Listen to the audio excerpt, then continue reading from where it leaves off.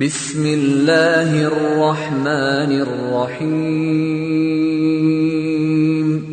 شروع کوم په نامه د الله جل جلاله چې ډیر زیات مهربان او پورا رحم کوونکی دی. سبح اسم ربك الأعلى الذي خلق فسوى والذي قدر فهدى والذي أخرج المرعى فجعله غثاء أحوى. پاکی بیان که د نامه د خپل رب چې ډیر لوی او ښه غالب دی، هغه رب چې پیدا یې کوي مخلوق او برابر یې کوي او اندازه یې کوي دغه مخلوق د خیر او شر په اعتبار باندې، او بیا یې لار ورته وښودل. او هغه رب چې راویستله شینګیا او شنه واښه د مځکې څخه او بیا یې وګرځول د وخت په تېرېدو سره وچ او تور. سنقرئك فلا تنسى إلا ما شاء الله إنه يعلم الجهر وما يخفى. ژر دی چې وبوایو موږ پر تا باندې ای محمد صلی الله علیه وسلم قرآن کریم، نو نه به یې هېروې مګر هغه څه چې وغواړي الله جل جلاله. بېشک الله جل جلاله ته معلوم دي ښکارا او هغه څه چې پټ دي.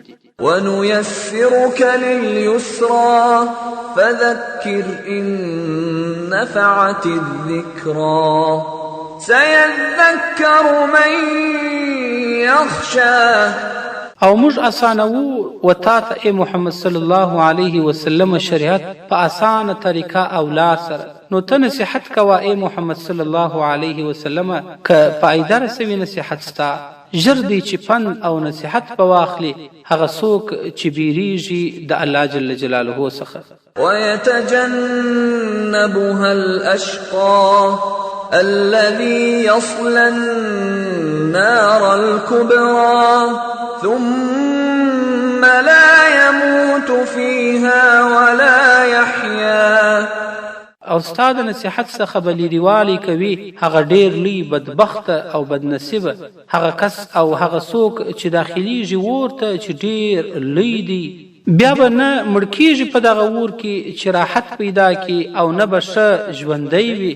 قد أفلح من تزكى وذكر اسم ربه فصلى بل تؤثرون الحياة الدنيا والآخرة خير وأبقى إن هذا لفي الصحف الأولى صحف إبراهيم وموسى. په تحقیق سره کامیاب سو و مقصد ته ورسېدی هغه څوک چې پاک سو او یاد یې کوي نوم د خپل رب جل جلاله، بیا لمونځ وکړي مګر تاسې خوښوئ ژوند د دنیا، او حال دا چې آخرت ډیر ښه دی او پاته دی ابدالابد. بېشکه دا خبرې په پخوانیو صحیفو کې بیان سوي دي چې هغه صحیفې د ابراهیم او موسی علیهم السلام دي.